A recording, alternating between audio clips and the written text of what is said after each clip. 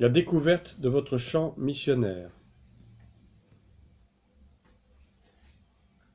La découverte de votre champ missionnaire. Donc vous savez que ce que disait l'apôtre tout à l'heure, chacun est destiné à avoir un champ missionnaire. Champ, C-H-A-M-P, hein. Bien. Un champ, donc vous savez ce que c'est qu'un champ? Un champ, c'est un terrain donc qui sert à être cultivé. Un champ. C'est pas un pré, c'est différent. Hein. Un pré, c'est là où les vaches, les moutons vont brouter. Mais un champ, c'est une terre qui est cultivable. Dans le but de quoi? Eh bien, de produire quelque chose. Par exemple. Hein? En principe, si on a un champ, c'est pour le faire fructifier, sinon ça ne sert à rien. Avoir un champ pour un champ, c'est inutile.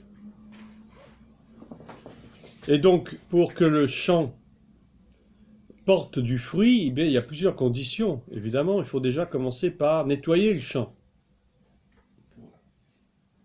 Il faut déjà enlever les pierres, les cailloux, les ronces, les mauvaises herbes. Tout ça, c'est du travail de défrichage. Hein, c'est comme quand, ceux qui connaissent bien l'Afrique, quand on va en brousse, pour se frayer un chemin, il faut jouer de la machette. Hein, il faut abattre tout ce qui bloque. Et là, c'est pareil, dans un champ. En fait, le champ, c'est une portion de terre préparée d'avance par Dieu lui-même, par le Seigneur, qui a déjà préparé. Ça, on peut ouvrir un peu. Vous avez trop chaud? Oui. Non, en fait, j'ai pas d'air, j'arrive pas à respirer. C'est à cause du bruit que je fais. La porte, il n'y a personne. Ah ben, ouvrons la porte alors. Merci. J'ai peur des sirènes et tout ça, ça fait beaucoup de bruit. Je disais donc, le champ missionnaire, c'est donc la portion de terre que Dieu a préparée d'avance, qui est livrée à un serviteur ou une servante de son choix, du choix de Dieu, dans le but de sauver des âmes. C'est toujours notre but principal et ultime à la fois. Ça va? Alors, je répète la phrase. Mais vous la tournez comme vous voulez avec vos mots à vous. Hein. Moi-même, j'interprète un peu à ma façon aussi, du moment que je ne sors pas du contexte. Donc un champ missionnaire, c'est une portion de terre ou de terrain, si vous voulez, qui a été préparée d'avance par Dieu et qui a été livrée ensuite ou destinée à un serviteur d'après son choix, le choix de Dieu, hein, j'insiste, pour le salut des âmes. Hein, c'est pas le choix du serviteur. C'est pas vous qui dites oui, je veux aller servir à tel endroit, mais est-ce que c'est Dieu qui a voulu ça? Oui, je veux aller à Lyon. Oui, je veux aller aux Antilles. Mais est-ce que Dieu t'a dit qu'il fallait aller là-bas? Et si tu y vas sans que Dieu ait donné son approbation, certainement tu vas te casser les dents. Peut-être pas tout de suite, parce que le diable est très malin, donc il va vous donner l'illusion que c'est ça. C'est que pendant un certain temps, ça va bien fonctionner. Ah, vous allez être tellement content, oh, il y a des âmes qui ont été sauvées, le ministère, ça avance, et puis patatras, au bout de 3 mois, il y a quelque chose qui va faire que ça va tomber. Parce que c'était pas le choix de Dieu. On a vu déjà ce que c'était que d'aller dans le temps de Dieu et de ne pas aller dans le temps de Dieu. C'est ça qui est très important à retenir. Hein? On ne fait pas les choses de nous-mêmes, de notre propre volonté. Le serviteur n'est pas plus grand que son maître. C'est le maître qui dit au serviteur ce qu'il doit faire et pas l'inverse. Vous ne vous dites pas, Seigneur, je veux aller là. Ben, si le Seigneur a dit non, c'est pas là que tu dois aller. Alors il y a des dangers précisément à vouloir choisir soi-même son propre champ missionnaire, et ça c'est ce dont nous parlons maintenant. Le danger c'est que peu à peu on va devenir totalement rebelle et insoumis à la volonté divine. Déjà, rien que le fait de vouloir tel ou tel champ sans avoir consulté Dieu, Dieu peut approuver éventuellement, peut-être que c'est son choix après tout. Mais si vous faites les choses sans consulter Dieu, sans prier, sans vous mettre devant la face de Dieu pour savoir si c'est vraiment sa volonté, Là, vous commencez dans l'insoumission, dans la rébellion. Donc on commence déjà dans l'insoumission à la volonté de Dieu. Par conséquent, on va manquer du secours et de l'assistance de Dieu. Dieu ne va pas vous soutenir dans votre choix. Et les conséquences peuvent être gravissimes. Et enfin, le Saint-Esprit n'aura aucune action, aucune influence sur ce que vous faites.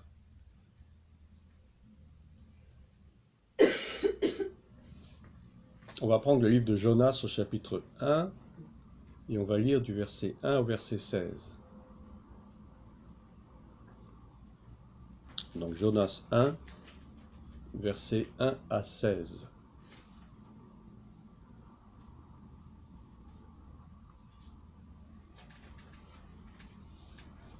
Jonas combien? Jonas chapitre 1, premier chapitre, Oui. du premier verset. Et jusqu'à quel verset? 16. La parole du Seigneur dans Jonas 1. La parole de l'Éternel fut adressée à Jonas, fils d'Amittai, en ces mots. Lève-toi, va à Ninive, la grande ville, et crie contre elle, car sa méchanceté est montée jusqu'à moi. Et Jonas se leva pour s'enfuir à Tarsis, loin de la face de l'Éternel. Il descendit à Jaffo, et il trouva un navire qui allait à Tarsis. Il paya le prix du transport et s'embarqua pour aller avec les passagers à Tarsis, loin de la face de l'Éternel. Mais l'Éternel fit souffler sur la mer un vent impétueux, et il s'éleva sur la mer une grande tempête. Le navire menaçait de faire naufrage. Les mariniers eurent peur, ils implorèrent chacun leur Dieu, et ils jetèrent dans la mer les objets qui étaient sur le navire, afin de le rendre plus léger. Jonas descendit au fond du navire, se coucha et s'endormit profondément. Le pilote s'approcha de lui et lui dit « Pourquoi dors-tu?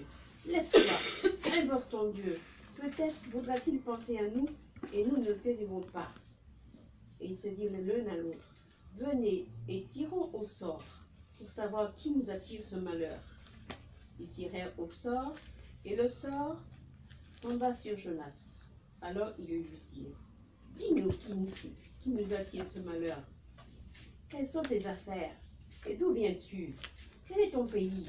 Et de quel peuple es-tu? » Il leur répondit, « Je suis hébreu, et je crains l'Éternel, le Dieu des cieux, qui a fait la mer et la terre. » Ces hommes eurent une grande frayeur, et ils lui dirent, « Pourquoi as-tu fait cela? » Car ces hommes savaient qu'ils fuyaient loin de la face de l'Éternel, parce qu'il le leur avait déclaré.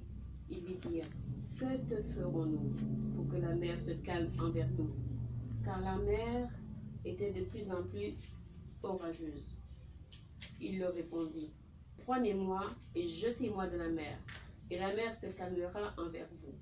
Car je sais que c'est moi qui attire sur vous cette grande tempête. » Ces hommes ramaient pour gagner la terre, mais ils ne le purent parce que la mer s'agitait toujours plus contre eux. Alors ils invoquèrent l'Éternel et dirent, « Ô Éternel, ne nous fais pas périr à cause de la vie de cet homme, et ne nous charge pas du sang innocent, car toi, Éternel, tu fais ce que tu veux. » Puis ils prirent Jonas, le jetèrent dans la mer, et la fureur de la mer s'apaisa. Ces hommes furent saisis d'une grande crainte de l'Éternel, et ils offrirent un sacrifice à l'Éternel, et firent des vœux. Amen. Amen. Bon, tout le monde connaît l'histoire de Jonas. J'ai voulu quand même qu'on lise jusque-là pour se rafraîchir la mémoire un peu.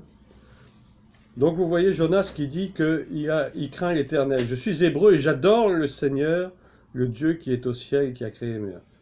Il n'empêche qu'il est en train de lui désobéir.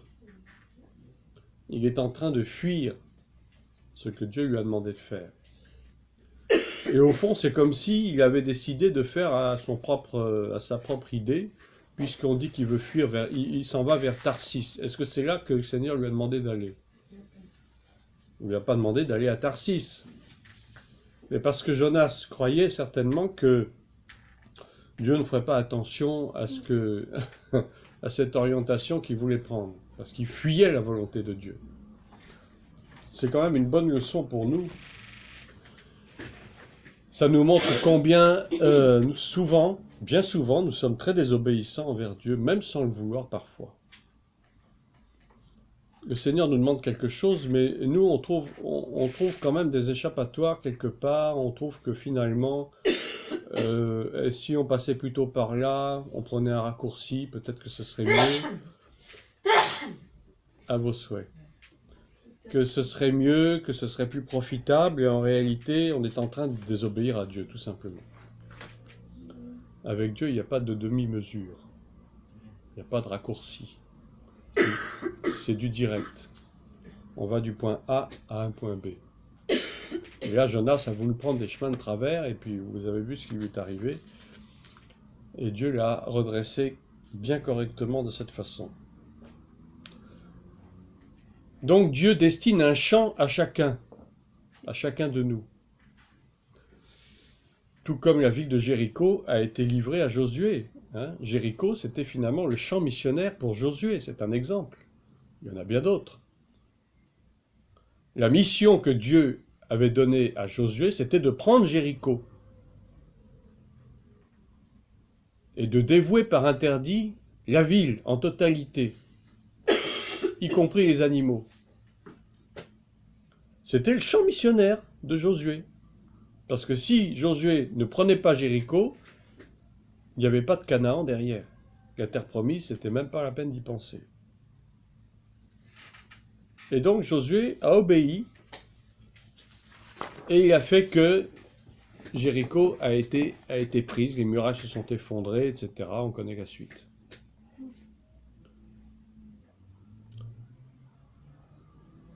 Il y a d'autres exemples dans la Bible, évidemment. On a l'excellent exemple de Paul. Paul avait décidé un jour de partir, je ne sais plus c'était où. Et puis en songe, il a vu un Macédonien lui dire de passer chez eux, en Macédoine. En fait, c'était Dieu qui parlait à Paul en songe par l'intermédiaire de ce personnage. Et du coup, Paul a changé ses projets. Parce qu'il a eu le discernement que c'était Dieu qui lui parlait et qu'il fallait lui obéir. Et par conséquent, ils sont partis en Macédoine alors que ce n'était pas leur destination. Et il y a eu d'autres endroits où Paul voulait aller et il dit même que l'Esprit de Dieu lui a défendu d'aller. C'est en Asie, je pense. C'était en Asie, je crois. Il faudrait retrouver le passage, je ne l'ai pas ici. Mais l'Esprit de Jésus, dit-il, m'a empêché d'aller là-bas. Ben, certainement, il y avait une raison. C'était pas ce que Dieu voulait, c'était pas sa volonté. Et Paul a obéi. Ça va? T'as pas vu la porte ouverte? Ils sont là, ils sont en train de faire la réunion. Allez-y. Ensuite, nous avons des avantages à travailler dans le champ missionnaire que Dieu nous a donné. Et ces avantages sont nombreux. Et on trouve ça dans Actes chapitre 8, entre les versets 1 à 13. Actes chapitre 8, versets 1 à 13.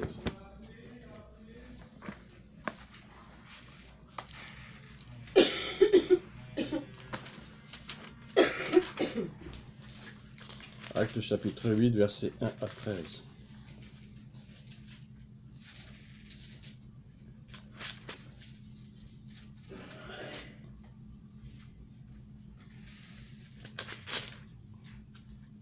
Saul avait approuvé le meurtre d'Étienne. Oui.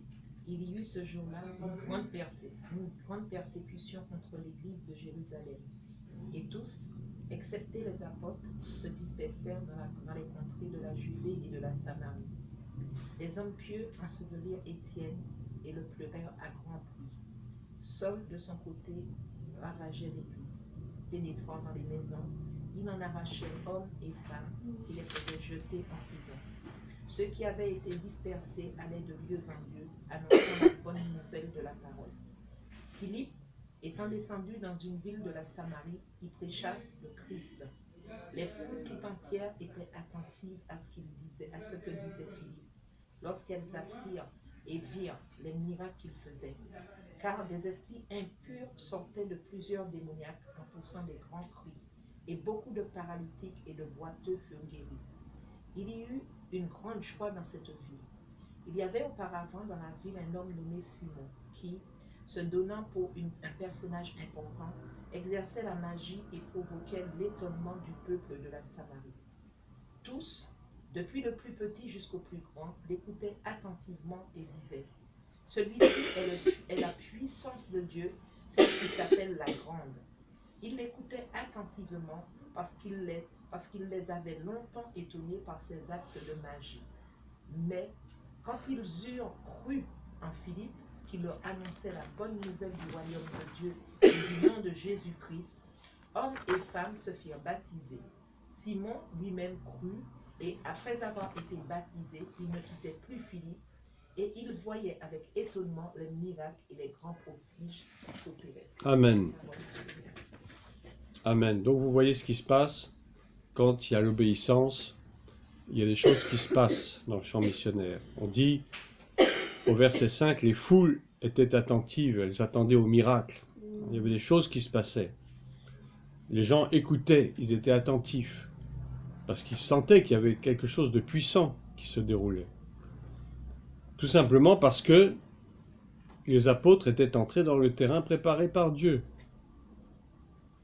notamment pour Philippe en particulier, puisqu'il s'agit de lui ici. Donc, que se passe-t-il lorsqu'on est vraiment dans le champ que Dieu nous a donné? Eh bien, tout simplement, Dieu nous accorde la grâce et la faveur devant tout le peuple. Vous allez aller dans une ville, dans un quartier, vous allez commencer à évangéliser, et des choses vont se passer, les gens vont vous écouter, les gens vont s'arrêter, ils vont être intéressés par ce que vous leur dites. C'est Dieu qui fait ça, c'est pas vous. C'est pas parce que vous portez un vêtement de telle couleur ou que vous avez une tête comme ça que c'est ça qui va les attirer, pas du tout. Ça va? Non, c'est parce que vous êtes dans le terrain que Dieu vous a choisi.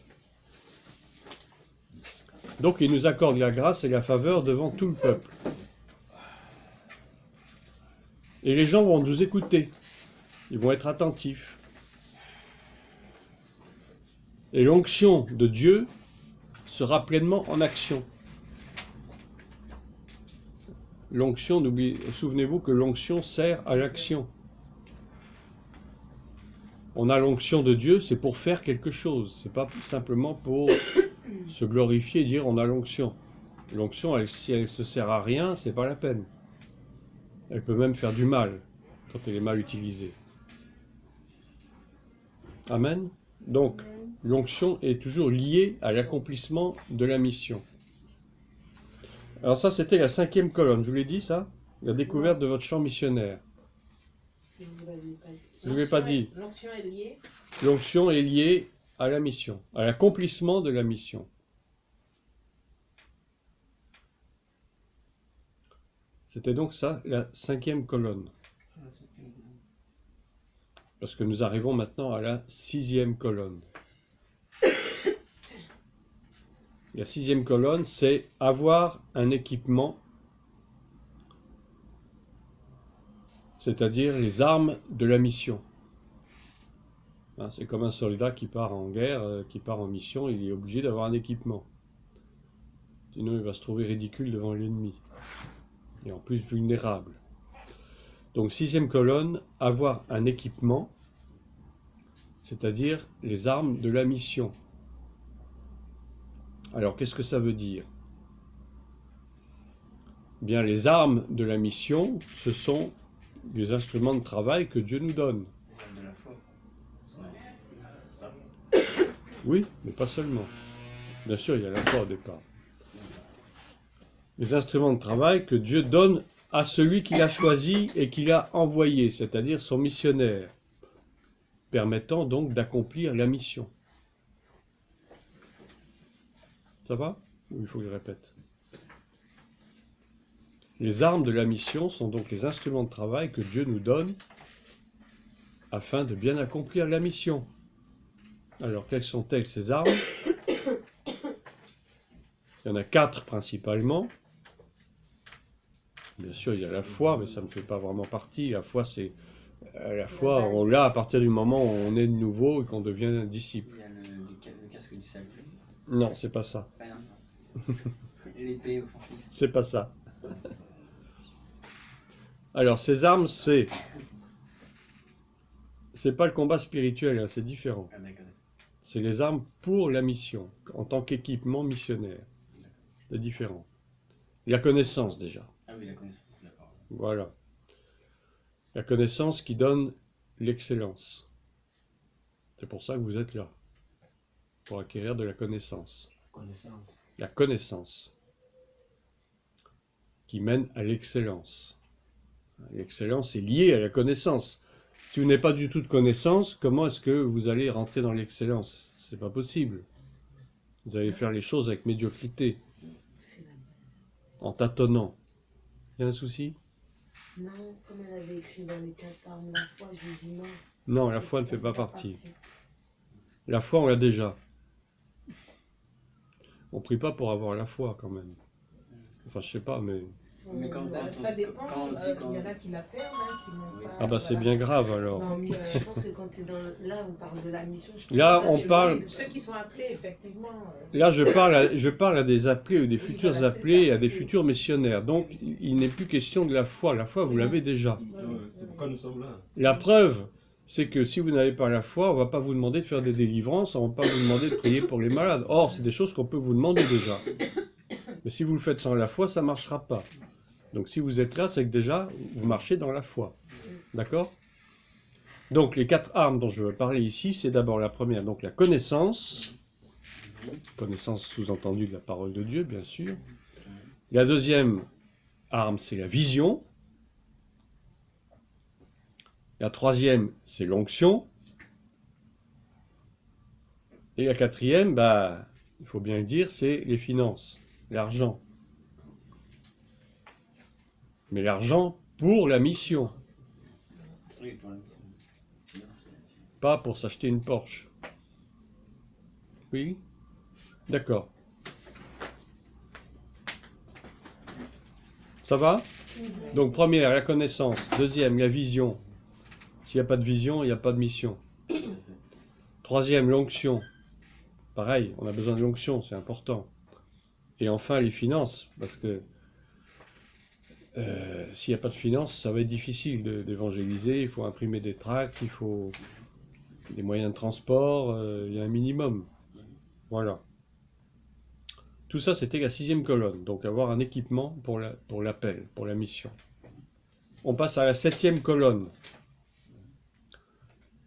Il nous faut découvrir quelles seront les personnes avec qui nous allons travailler. Parce que nous ne serons pas seuls, hein, heureusement. On a l'excellent exemple de Moïse.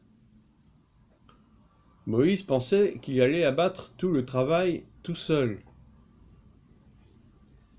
Il y avait plus de quelques millions de personnes. Et heureusement, son beau-père Jéthro lui a fait comprendre que ce travail était trop lourd pour lui et qu'il lui fallait des collaborateurs. Et là, c'est exactement la même chose nous concernant.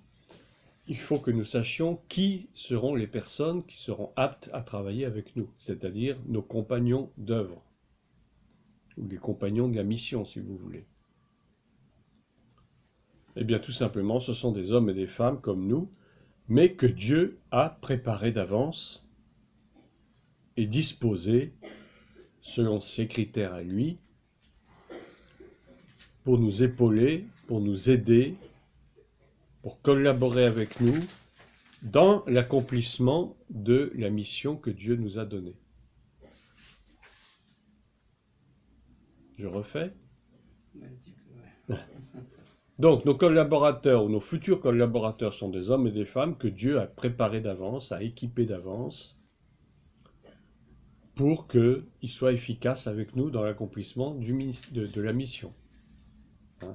Je le redis avec d'autres mots. Hein. Vous n'êtes pas obligé d'écrire le mot à mot. Hein. Écrivez avec vos mots à vous.